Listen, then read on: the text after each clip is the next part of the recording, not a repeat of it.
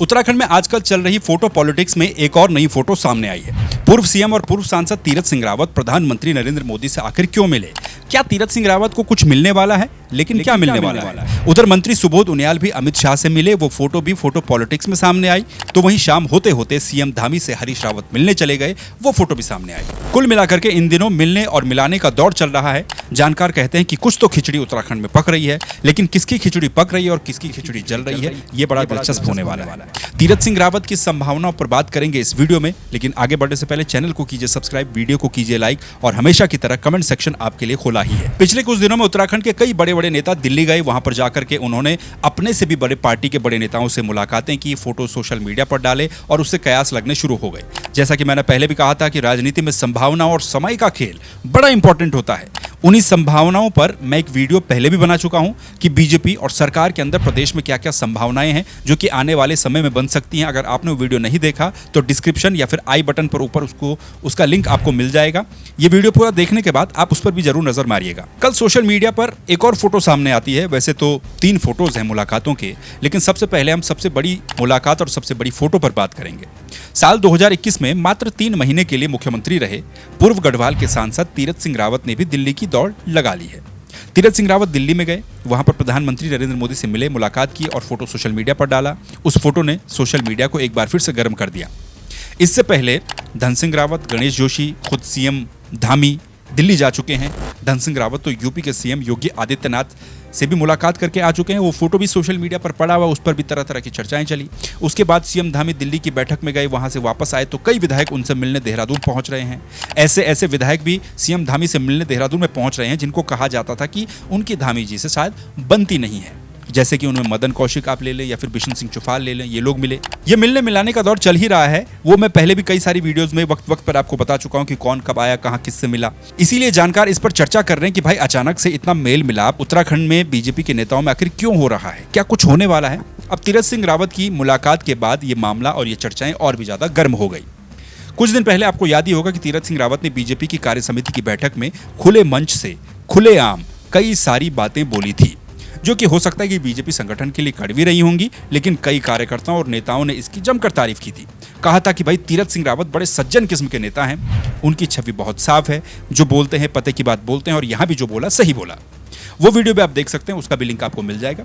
तीरथ सिंह रावत ने साफ तौर पर यह कहा था कि प्रत्याशियों के चयन में सबकी सुनी जाए, सभी से राय मशवरा किया जाए। ऐसा मत करना कि ला करके प्रत्याशी को सीधा थोप दिया, हम बहुत पीछे रह चुके हैं। ये बातें उन्होंने बद्रीनाथ मंगलौर उपचुनाव की हार के बाद कही थी और केदारनाथ में होने वाले उपचुनाव को लेकर कही थी। तीरथ सिंह रावत के ये कहने से साफ पता चलता है कि बीजेपी के अंदर यानी कि पार्टी के अंदर कुछ नेता खुद को साइडलाइन सा महसूस कर रहे होंगे।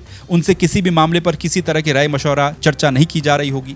तीरथ सिंह रावत की ये नाराजगी जायज भी थी, क्योंकि देखिए तीरथ सिंह रावत एक तरह से इस वक्त खाली हैं। उनके पास न तो पार्टी में कोई बड़ा पद है, न वो सरकार में है, न तो वो मंत्री हैं और ना ही मुख्यमंत्री हैं।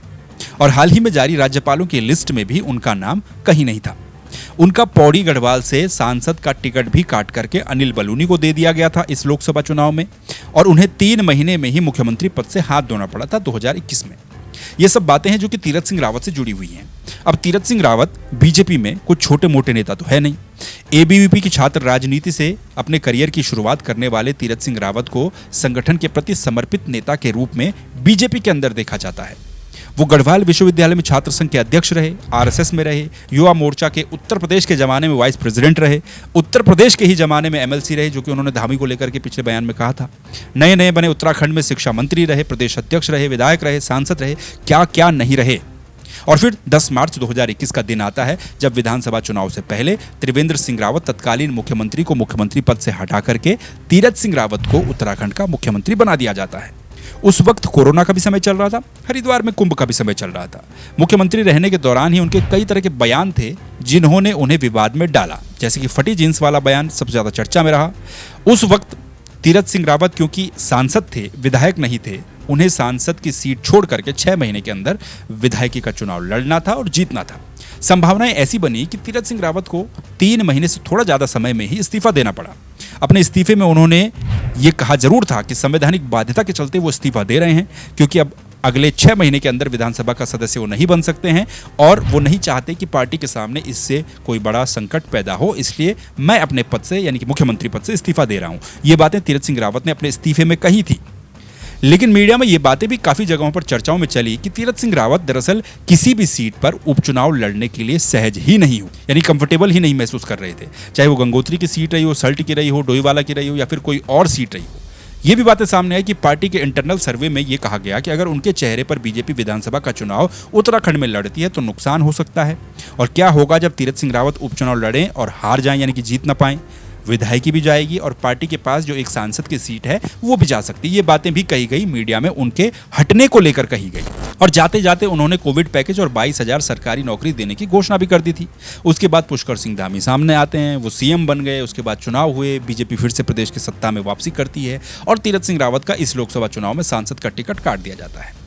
यानी कि कुल मिलाकर के तीरथ सिंह रावत ऑफिशियली सीएम पद से उस वक्त इसलिए हटाए गए थे कि उनके सामने संवैधानिक संकट था। अब वो दिल्ली मुलाकात करने क्यों गए? हो सकता है कि पार्टी में उनको कहीं पर एडजस्ट करने की बात चल रही हो। अब कई लोगों की चर्चाएं ये भी हैं कि क्या तीरथ सिंह रावत फिर से उत्तराखंड के मुख्यमंत्री बन सकते हैं, इसलिए वो दिल्ली गए होंगे। क्या उत्तराखंड में मुख्यमंत्री फिर से बदलने वाला है? ये चर्चाएं दबी जुबान में हर जगह आजकल चली रही हैं क्योंकि फोटोज ऐसी सामने आ रही हैं।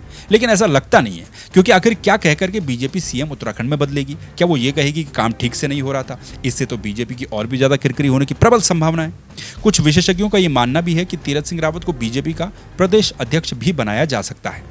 ये हो भी सकता है क्योंकि तीरथ सिंह रावत ने संगठन से जुड़ी कई बातें पिछली बैठक में बेबाकी के साथ मंच से बोली थी। वो पहले भी अध्यक्ष रह चुके हैं। कुछ लोग डॉक्टर रमेश पोखरियाल निशंक को भी इस दौड़ में मान रहे हैं, यानी कि प्रदेश अध्यक्ष की दौड़ में। प्रदेश अध्यक्ष इन दोनों में से किसी को बनाया जा सकता है।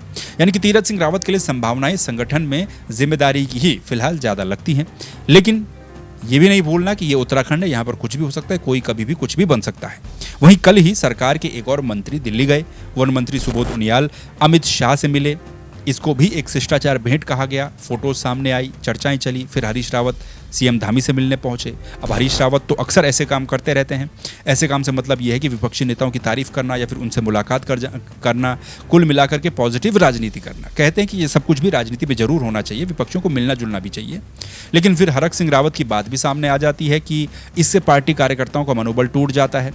कुछ दिन पहले हरीश रावत त्रिवेंद्र सिंह रावत की आम पार्टी में गए थे, तब बयानों का बवाल कांग्रेस में भी देखा गया था, जमकर देखा गया था। हरक सिंह रावत ने कहा था कि हम एक तरफ संघर्ष करते हैं, दूसरी तरफ हरीश रावत जाकर के मुलाकात कर देते हैं। अब उत्तराखंड में होगा क्या आखिर? क्या मंत्रिमंडल में कुछ फेरबदल या बदलाव होने की संभावना है, या फिर प्रदेश अध्यक्ष कौन बनेगा, या फिर इन सब से इतर कुछ और भी होने वाला है? ये चर्चाएं उत्तराखंड में तब तक चलती रहेंगी जब तक राजनीति, और आजकल तो और भी ज्यादा चलती रहेंगी क्योंकि हालात ही इस तरह के हैं। जो फोटोज सामने आ रही है सोशल मीडिया पर, एक दूसरे से मिल रहा है, दूसरा तीसरे से मिल रहा है, ये सब कुछ तब तक चलता रहेगा जब तक राजनीति जीवित है। अभी फिलहाल क्योंकि प्रदेश में आपदाओं का दौर भी चल रहा है और जैसे ही हालात सामान्य होते हैं तब देखते हैं कि ये सब बातें आगे किस तरह से बढ़ती है, यानी कि पॉलिटिकल एक दूसरे पर किस तरीके से चीज़ें बढ़ती है। अभी गैरसैंण में विधानसभा का सत्र भी होना है, तो वहाँ पर भी देखना होगा क्या दिलचस्प होता है। और आपको इन सब को लेकर, पूरे घटनाक्रम को लेकर के क्या लगता है, क्या होने वाला है? क्या तीरथ सिंह रावत को प्रदेश अध्यक्ष बनाया जाएगा या फिर कुछ और संभावनाएं भी नजर आ रही हैं? तो उस पर आप कमेंट सेक्शन में जरूर अपनी राय रखिएगा।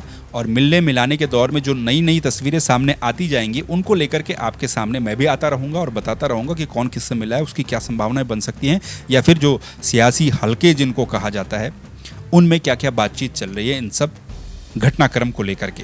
तो विशेषज्ञ कहते हैं कि भाई खिचड़ी बन रही है, लेकिन किसकी बन रही है ये धीरे धीरे जैसे जैसे वक्त आगे बढ़ेगा वैसे वैसे पता चल ही जाएगा। और मुलाकातों की इस दौर में अगली तस्वीर किस बड़े नेता की, किस बड़े नेता के साथ आती है, वो भी देखना बड़ा दिलचस्प हो जाएगा। तो फिलहाल के लिए आप एक काम कीजिए, इस चैनल को कर दीजिए सब्सक्राइब, वीडियो को कर दीजिए लाइक, फेसबुक पर कर दीजिए फॉलो, और कमेंट तो आप बिन बोले कर ही देंगे। तो बहुत बहुत धन्यवाद आपका इस वीडियो को देखने के लिए। फिर मुलाकात होगी किसी नई वीडियो में किसी नए टॉपिक के साथ। तब तक के लिए नमस्कार, अपना ख्याल रखिए।